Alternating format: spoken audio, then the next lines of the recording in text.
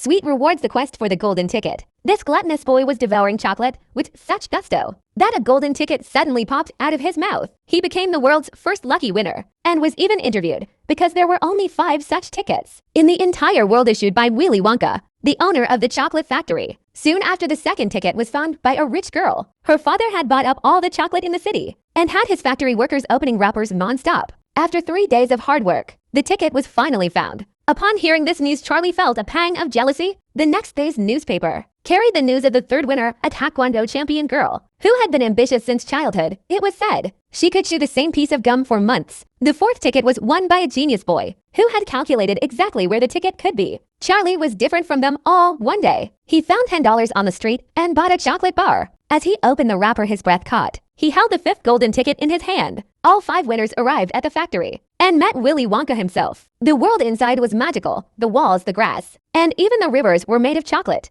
Wonka invited everyone to have a taste. But this wasn't just hospitality. It was a test. The real prize was to be awarded at the end, driven by greed. The gluttonous boy started eating chocolate right off the ground. Suddenly he slipped and fell into the chocolate river. A machine above turned on and he was sucked into a pipe. The price for his greed. He was out of the game. Next, the gum-chewing girl tried a new experimental gum. Despite being warned, her face turned blue, her body began to swell, and she soon turned into a giant blueberry. She too was led away. Then they reached the nut room, where squirrels were testing nuts. The rich girl insisted on having a squirrel as a pet, and rushed inside the squirrel. The squirrels surrounded her, deemed her a bad nut, and tossed her down a garbage chute. Now only 2 boys were left. They reached a lab, where a machine could send chocolate anywhere by a TV. The genius boy, ignoring warnings, jumped into the machine. A moment later, he reappeared inside. The TV shrunk to a tiny size. Only Charlie remained. He had shown patience, humility, and self-control. In the end, Willy Wonka handed the entire chocolate factory over to him. So my viewers, tell me in the comments, do you love eating chocolate?